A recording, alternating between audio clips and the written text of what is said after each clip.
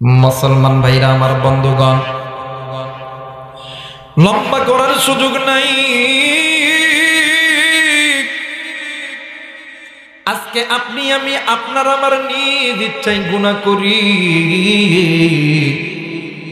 আজকে আপনি আমি আপনার আমার নিজ ইচ্ছায় আজকে আমি মসজিদ ছাড়ি, আজকে আপনি আমি কোরআন ছাড়ি, আজকে আপনি আমি পিতা মাতার খেদমত ছেড়েছি, আজকে যুবক বোনেরা তুমি আমি পর্দা ছেড়েছি, আজকে মুরব্বী আপনি ঘুষ খান সুদ খান, আজকে আপনি জিনা করেন। কিন্তু মনে করি আর রাখবেন ওই পথগুলো বাঁকা পথ, একমাত্র আমি আল্লাহর কোরআনের পথ হইল সোজা পথ, জান্নাতে যাওয়ার পথ। আল্লাহ রাব্বুল আলামিন ডাক দিয়ে কই বান্দা রে, দুনিয়ার জমিনে যদি কোনো বান্দা যদি কোনো বান্দি আমি আল্লাহর কোরআন ধরে, আমি আল্লাহর কোরআনটা মেনে নেই, আমি আল্লাহ রাব্বুল আলামিন বলে দিলাম, আমার আল্লাহ বলেন আলিফ লাম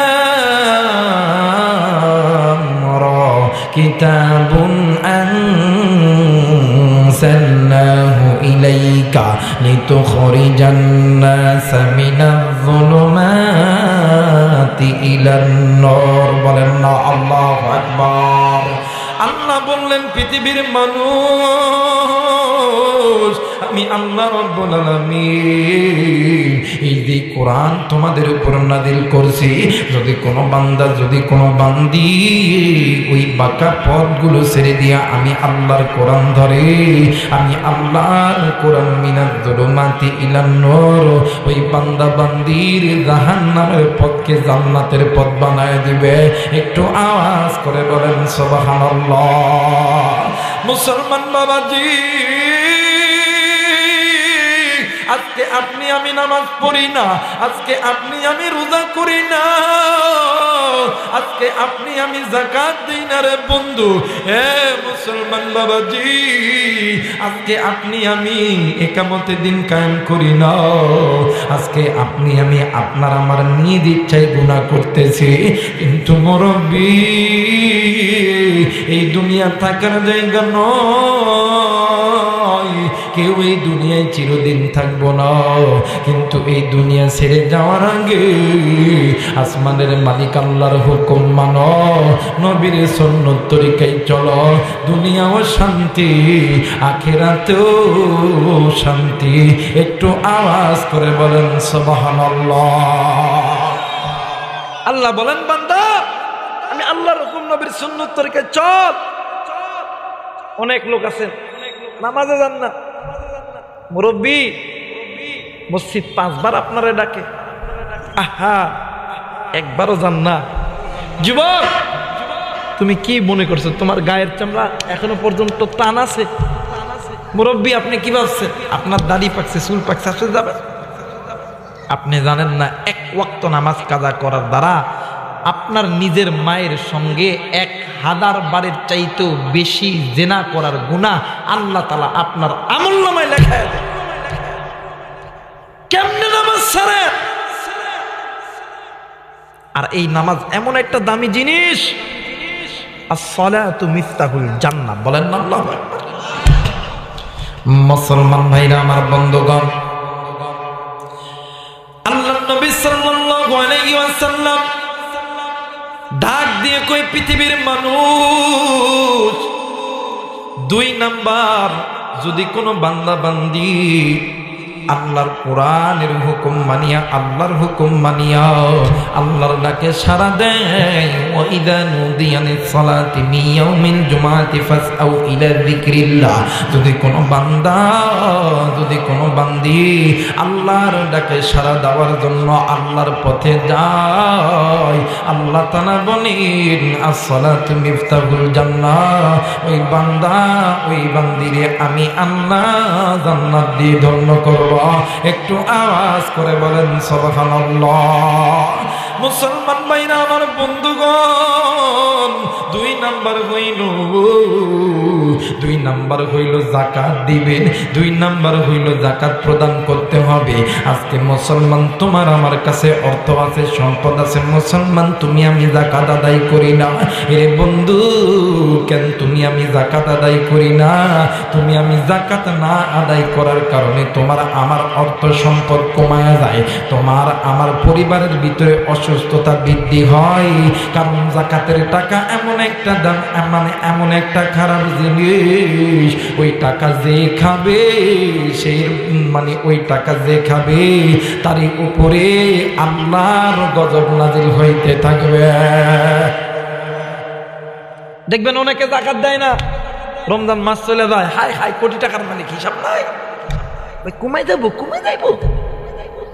ঈদ শেষ, মাইয়ার ক্যান্সার হয়েছে, বইয়ের হাড়ের সমস্যা, আহা তুই 1 লাখ টাকার যাকাত আদায় করলি না, এখন 10 লাখ কোন দিক দিয়ে যাইতাছে? কথা কয় না কেন? এই কারণে যারা নেককার ব্যবসায়ী, এরা রমজান মাস আসলে এরা যাকাতের বন্যা বয়ে দেয়। কারণ যাকাতের কারণে আপনার মালের ভিতরে যদি কোনো হারাম পন্থা ঢুকে যায়, ওই যাকাতের কারণে আপনার মালটাকে আল্লাহ তাআলা হালাল করায় দেয়। 3 নাম্বার হইল শাহরু রমাদান, রমজান মাসের রোজা। আল্লাহ বলেন, যদি কোনো বান্দা, যদি কোনো বান্দি আমি আল্লাহর হুকুম নবীর সুন্নত তরিকায় যদি রমজান মাসের রোজা রাখে, আমি আল্লাহ বলে দিলাম ওই বান্দা, ওই বান্দিকে আমি আল্লাহ এমন একটা দামি সম্পদ দিব, যেই সম্পদ আমি আল্লাহ 1.25 লাখ পয়গম্বরদেরকে দিছি। আমি আল্লাহ ওই তাকওয়ার ফ্যাক্টরি ওই বান্দা, ওই বান্দির অন্তরের ভিতরে দিব। একটু আওয়াজ করে বলেন সুবহানাল্লাহ। মুসলমান বাবাজি, আল্লাহ বলেন, বান্দা একবার তুই আমি আল্লাহর কোরআন ধর, একবার তুই বান্দা আমি আল্লাহর কোরআন ধর, আমি আল্লাহর কোরআনে এমনি এমনি স্টেপ বাই স্টেপ তুরে জান্নাতের পথে নিয়ে যাবে রে বন্ধু। কারণ হইল আল্লাহ বলেন, বান্দা আমি আল্লাহ এই জাহান্নাম তৈরি করছি, এই জাহান্নাম এত ভয়াবহ, তোমরা দুনিয়ার জমিনে তুই বান্দা সামান্য একটু রৌদ্রের তাপ সহ্য করতে পারিস না, তুই বান্দা সামান্য একটু দুনিয়ার আগুন তুই আমি সহ্য করতে পারস না। এরে বান্দা, তুই বান্দা কেমনে করিয়া জাহান্নামের আগুন সহ্য করবি? এরে বান্দা শোন, আমি আল্লাহর হুকুম অনুযায়ী নবীর সুন্নত তরিকায় চল, আমি আল্লাহর কোরআন তোদেরকে আমি আল্লাহর জান্নাতে নিয়ে যাবে। একটু আওয়াজ করে বলেন সুবহানাল্লাহ। আল্লাহর নবী এই উম্মত গুলোকে এই দাওয়াত দেওয়ার জন্য নবীজি অপমানিত হয়েছে না? কথা কেন হয়েছে না? উম্মতদেরকে জাহান্নামের আগুন থেকে বাঁচানোর জন্য, উম্মতের মাঝে ঈমান তাকওয়ার দাওয়াতের জন্য, উম্মতের মাঝে নামাজের দাওয়াতের জন্য, উম্মতদেরকে হজের দাওয়াতের জন্য, উম্মতদেরকে যাকাতের দাওয়াতের জন্য, উম্মতের মাঝে রোজা ঢোকানোর জন্য আল্লাহর নবী অপমানিত হয়েছে, মার খাইছে। শুধু নবী নয়, সাহাবায়ে কেরাম, তাবেঈ, আইম্মায়ে মুজতাহিদ, উলামায়ে কেরামদের একটাই টার্গেট, উম্মত যাতে জাহান্নাম থেকে বাঁচে। কথা বলেন ঠিক কিনা? আর এই দিনের দাওয়াত যেই দিবে বিপদ আসতেই থাকবে। কথা কয় না কেন? এর নাম ঈমান। ঈমান শুধুমাত্র এর নাম ঈমান নয়। ঈমান এই জায়গার ভিতরে আমার অন্তরের ভিতরে আল্লাহর মোহাব্বত, নবীর মোহাব্বত থাকবে। আমার সন্তান, আমার স্ত্রী, আমার অর্থ সম্পদের চাইতে আমার অন্তরের ভিতরে আমার রবের মোহাব্বত বেশি। কথা বলেন ঠিক কিনা? কারণ ওই রব আপনাকে আমাকে কোনোদিন জাহান্নামে দেওয়ার জন্য তৈরি করেন। আল্লাহ বলেন, বান্দা আমি আল্লাহ 18,000 মাখলুক বানাইছি, এই 18,000 মাখলুকের ভিতরে 17,999টি মাখলুক আমি আল্লাহ বান্দা তোমার গোলাম বানাইছি। একমাত্র বান্দা তুমি আমি আল্লাহর গোলাম। বান্দা তুই আমি আল্লাহর কথা শোন, দেখবি তামাম সৃষ্টির মাখলুক তোর কথা শুনবে। আওয়াজ করে বলেন আল্লাহু আকবার। কিন্তু আজকে মুসলমান আপনি আমি ওই কথা শুনি না, আল্লাহর ওই কথা শুনি না। নবীর সুন্নত তরিকায় চলি না। মুরব্বী এখনো সময় আছে। আল্লাহ কত মায়া করে বলেন, ইয়া আইয়ুহাল্লাযীনা আমানু, হে আমার ইমানদার বান্দা বান্দিগণ, তোমরা নিজেরা জাহান্নামের আগুন থেকে বাঁচো। কিন্তু আপনি আমি কোন দুনিয়া পাইয়া কিসের আশায় ওই মালিক রে ভুলিয়া গেলাম। এখনো পর্যন্ত সময় আছে, ওই মালিক রে বন্ধু বানাও।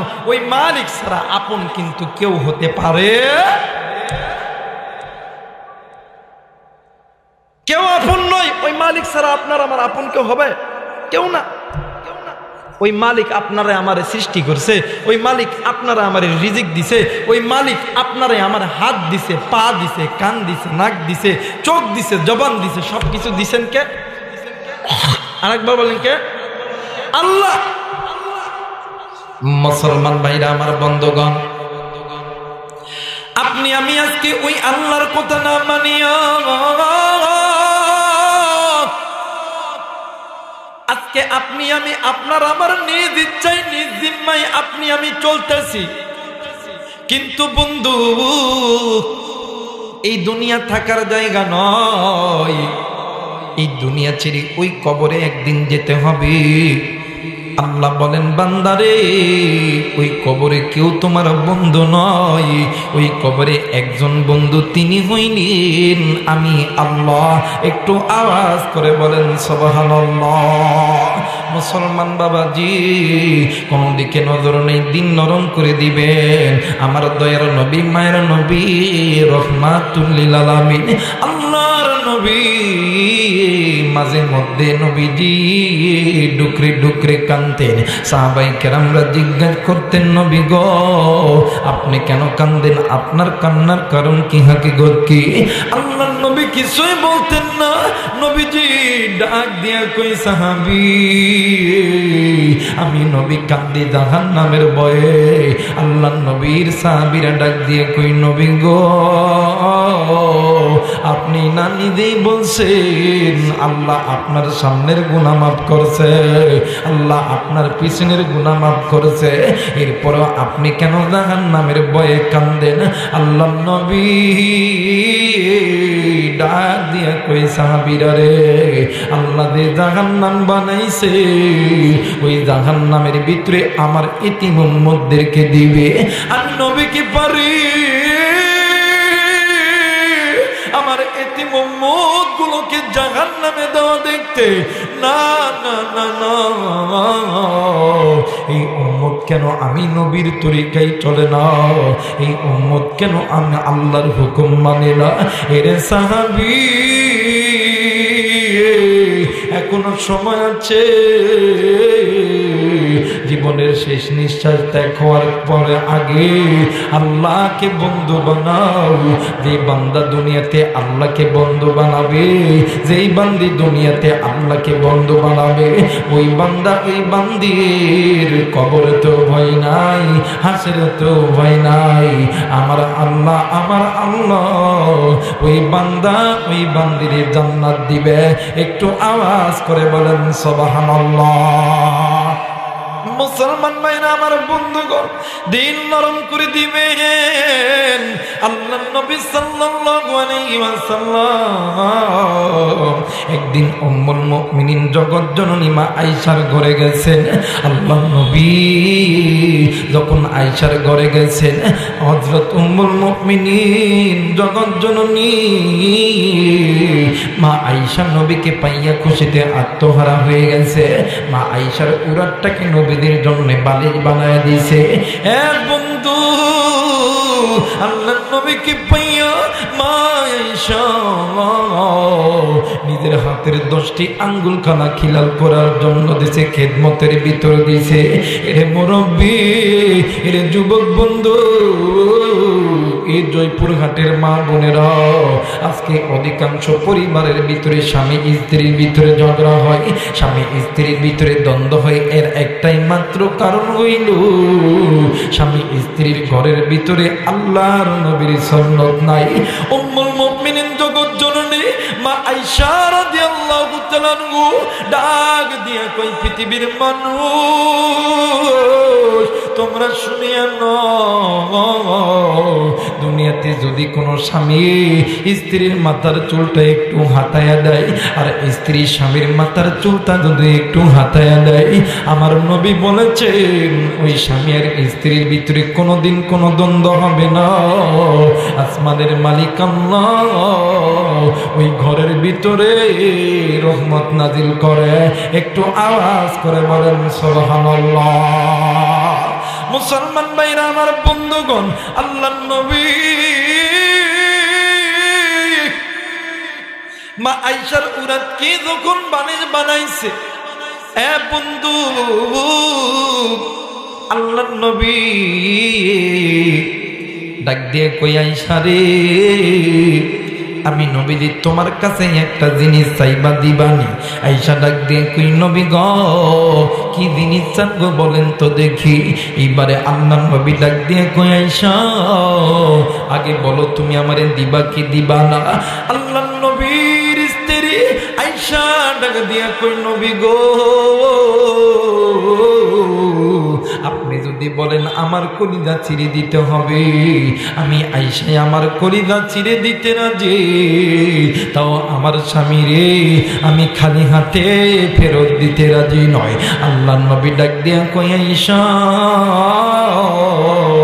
তুমি যদি অনুমতি দাও, আমি আজকে আল্লাহর ইবাদতের মধ্যে আমি আজকের রাত্রি কাটায় দিই।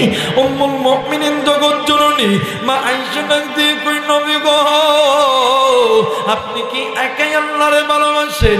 আমার অন্তরের ভিতরে কি আল্লাহর ভালোবাসা নাই? আপনি আসেন, আসেন, আমরা স্বামী আর স্ত্রী দুজন আল্লাহর ইবাদতের মধ্যে দাঁড়ায় যায়। একটু আওয়াজ করে বলেন সুবহানাল্লাহ।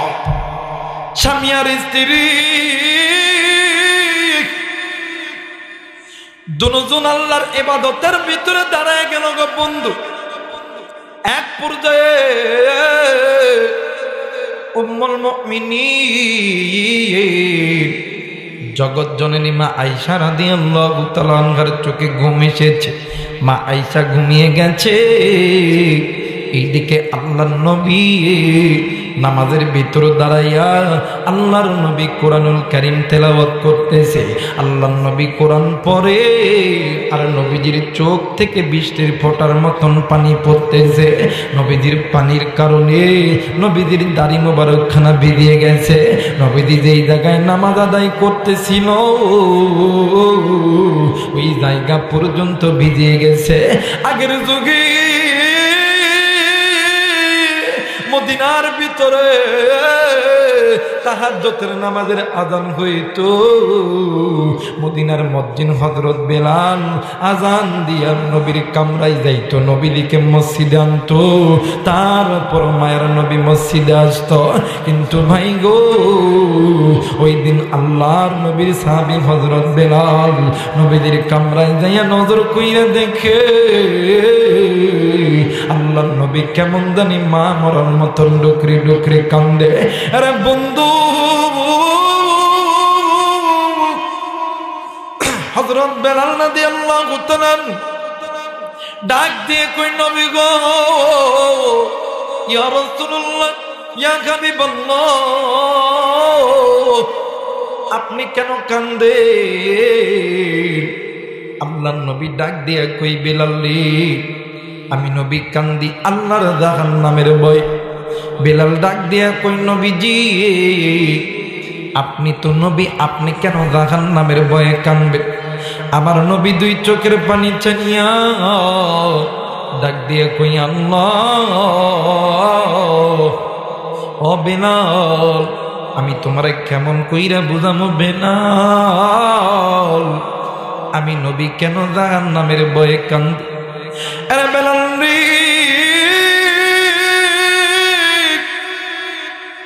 যে আল্লাহ আমার নবী বানায়া পাঠাইছে, আসরের ময়দান যেদিন কায়েম হবে ওই দিন কোটি কোটি উম্মত যখন জাহান্নামে যাইতে থাকবে, আমি রহমতের নবী কি পারবো? আমি নবীর চোখের সামনে আমার উম্মতকে আল্লাহ জাহান্নামে দিবে। না না না না, আমি ওই চিন্তা করি আর আমি নবীজি ডুকরে ডুকরে কান্দি। একটু আওয়াজ করে বলেন সুবহানাল্লাহ, লা ইলাহা মুহাম্মদ লা ইলাহা ইল্লাল্লাহ, লা ইলাহা লা ইলাহা ইল্লাল্লাহ মুহাম্মাদুর রাসূলুল্লাহ।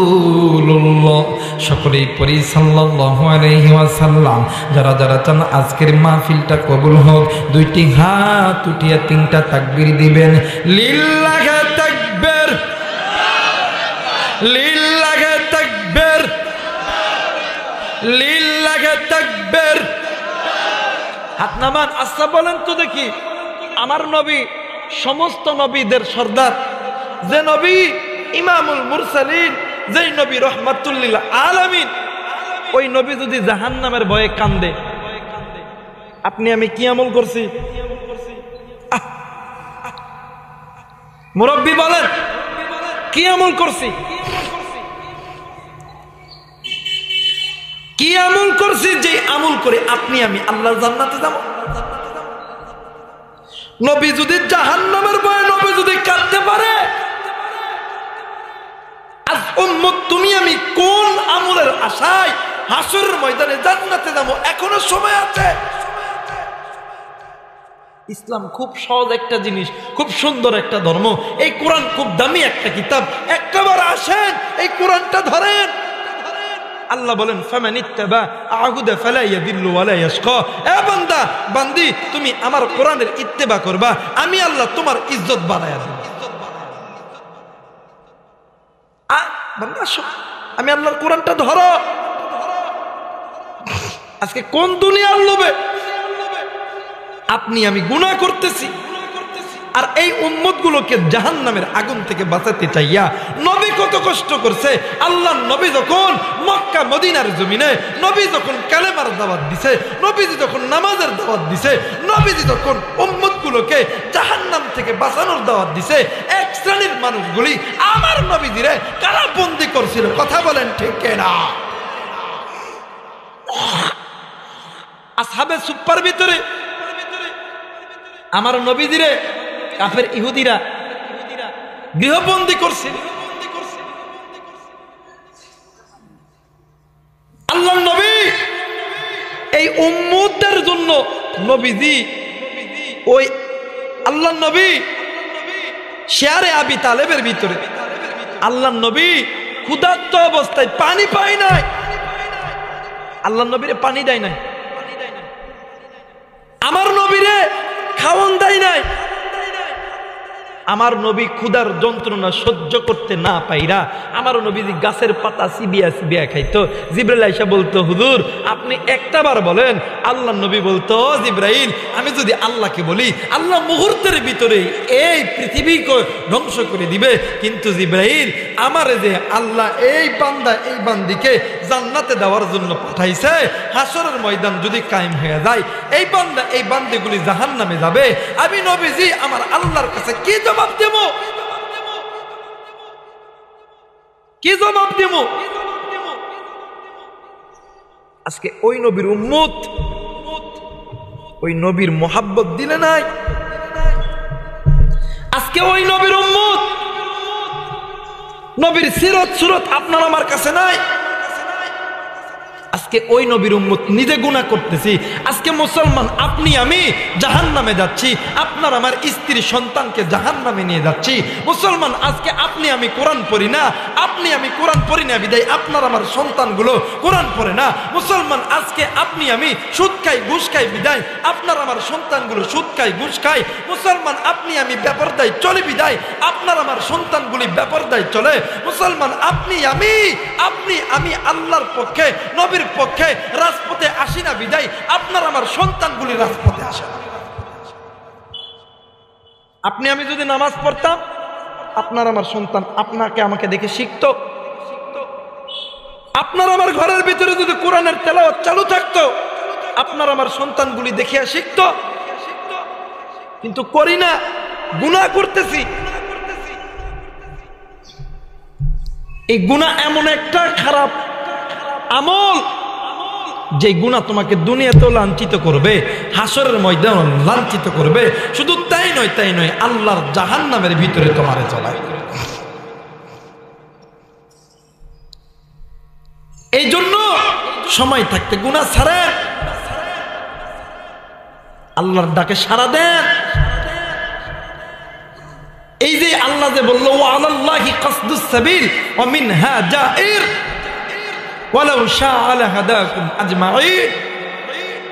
বান্দা, তুই বান্দা গুনাহ করছিস, আমি আল্লাহর কোরআন ধর, আমি আল্লাহর কোরআন, তুই বান্দা তুই বান্দিরে আমি আল্লাহর জান্নাতে নিয়ে যাব। মুসলমান ভাইরা আমার, বন্ধুগণ, এই কোরআন মুসলমানদেরকে কেমনে করে জান্নাতে নিয়ে যায় রে বন্ধু? এ বাজান, দিল নরম করে দিবেন, লম্বা করার কোনো সুযোগ নাই রে বাবা। এই জামানার ভিতরে আল্লাহর একজন বড় একজন বান্দা ছিলেন, আল্লাহর একজন ওলি ছিলেন, বড় একজন আলেম ছিলেন, নাম হইতেছে হাসানে বসরি রহমতুল্লাহ আলাইহি। এ বন্ধু, ওই আল্লাহর জামানার ভিতরে, ওই আল্লাহর বান্দার জামানার ভিতরে একজন মা ছিলেন। ওই মার জননের একটাই মাত্র কন্যা সন্তান, ওই সন্তান দুনিয়ার থেকে চলে গেছে। এখন মা প্রতিদিন মসজিদের ইমাম সাহেব হুজুরের কাছে যাইয়া ডাক দিয়া কই, হুজুর, আচ্ছা বলেন তো দেখি আপনার কাছে এমন কোন আমল আছে কি না, যে আমলটা করলে আমি আমার মাইয়ার কবরের হালত দেখতে পারবো? হুজুর ডাক দিয়ে কই, মাগো, এইরকম কোন আমল আমার কাছে নাই। এইবারে ডাক দিয়ে কই, মাগো, এই জামানার ভিতরে আল্লাহর একজন বান্দা আছে, নাম হইতেছে হাসানে বসরি রহমতুল্লাহ আলাইহি। ওগো মা, আপনি ওই আল্লাহর বান্দার কাছে চলে যান, নিশ্চয়ই কোনো না কোনো আমল আপনাকে দেখায় দিবে। এই মা জননী রাত্রিবেলা চলে গেছে আল্লাহর বান্দা হাসানে বসরি রহমতুল্লাহ আলাইহির দরবারে। আল্লাহর বান্দার দরবারে যাইয়া ডাক দিয়ে কই, হুজুর, আপনার কাছে বহুত মুসিবতে পড়িয়া আইছি। হুজুর ডাক দিয়ে কই, মা, আপনি কেন আইছেন, কিসের জন্য আইছেন? বন্ধু, ওই মা জননী ডাক দিয়ে কই, হুজুর, এই দুনিয়াতে আমার স্বামী নাই, এই দুনিয়ার জমিনে আমার বাবা নাই, এই দুনিয়ার জমিনে আমার মা নাই। হুজুর, একটাই মাত্র কলেজার টুকরা কন্যার সন্তান গো হুজুর। ও হুজুর, ওই সন্তান দুনিয়ার থেকে মারা গেছে। আমি মা কি পারি আমার সন্তানকে হারাইয়া একলা একলা সহ্য করতে? কিন্তু হুজুর, আপনার কাছে এসেছি, আপনার কাছে এমন কোন আমল আছে কিনা, যে আমলটা করলে আল্লাহ আমার কন্যা সন্তানের কবরের হালত দেখায় দিবে? হুজুর ডাক দিয়ে কই, মা, এমন কোন আমল তো আমার কাছে নাই গো মা। কিন্তু মা গো, আপনি 5 ওয়াক্ত নামাজ পড়েন? ডাক দিয়ে কই, হুজুর, হ্যাঁ হ্যাঁ হ্যাঁ, আমি 5 ওয়াক্ত নামাজ পড়ি। হুজুর ডাক দিয়ে কই, মা, আপনি প্রতিদিন এশার নামাজের পর আপনি সালাতুল হাজতের 2 রাকাত নামাজ পড়বেন। এই 2 রাকাত নামাজ পড়িয়া আপনি আল্লাহর কাছে দোয়া করবেন। শুধুমাত্র দোয়া করলেই হবে না, আপনি ড্যান ক্যাট ঘুমাইবেন। আপনি যখন ঘুমাইবেন আমার নবীর উপরে দরুদ পড়তে পড়তে ঘুমাইবেন। আল্লাহ তাআলা এই দরুদের ওসিলায় আল্লাহ আপনার মাইয়ার কবরের হালত দেখায় দিবে। এইবারে বুড়ি মা একদিন যায়, 2 দিন যায়, 3 দিন যায়, 4 দিন যায়, 5 দিন যায়, এমনি করতে করতে কয়েকদিন যখন অতীত হয়ে গেছে, আমল চলতে আছে চলতে আছে। একদিন রাত্রিবেলা মা জননী ঘুমের গভীরে স্বপ্নে দেখে ওই বুড়িমার সন্তান ডাক দিয়ে কই মা মাগো আপনি নজর করিয়া দেখেন এই তো আমার কবরের ভিতরে কেমন জানি আগুন দাও দাও করে জ্বলতেছে গো বন্ধু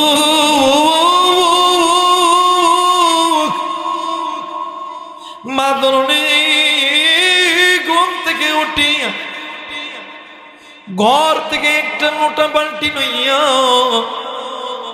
চলে গেছে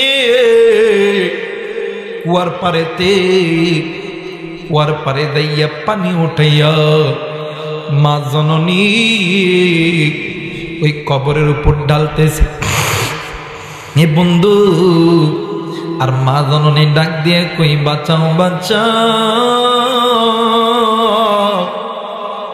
আমার কলিজার টুকরা সন্তানকে বাঁচাও। এই কথা বলিয়া মা জোরে জোরে চিৎকার দিতেছে। বন্ধু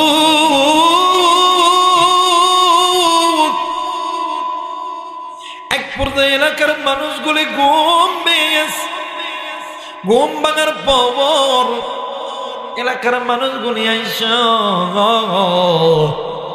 ডাক দিয়ে কই মা আপনি এমন করিয়া কেন চিল্লাইতেছেন গো মা জননী ডাক দিয়ে কই বাবা গো আমার সন্তান কবরের ভিতরে আগুনে জ্বলে আমি মা কি সহ্য করতে পারি। একজন মুরব্বী ডাক দিয়ে কই বোন গো তুমি হয়তোবা স্বপ্নে দেখছো। মা জননী ডাক দিয়া কই বাইরে আমি স্বপ্নে যদি দেখেও থাকি আসলে এইটাই হইল বাস্তব। আমার সন্তান আমি মারিয়ে কেমন জানি মা মা করিয়া ডাকতেছে।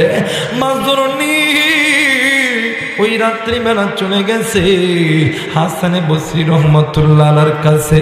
আল্লাহর বান্দার দরবারে যাইয়া ডাক দিয়ে কই হুজুর হুজুর রাত্রি বেলা ঘরের দরজাখানা খুলিয়া ডাক দিয়ে কই মা এই রাত্রি বেলা আপনি এত রাত্রি বেলা বাড়িতে কেন? এরপরে আপনার কাপড় কেন ভিজা? মা জননী ডাক দিয়ে কই হুজুর সন্তান যদি বিপদে পড়ে কোনো মা কোনো বাবা সন্তানের বিপদ দেখিয়া সহ্য করতে পারে না।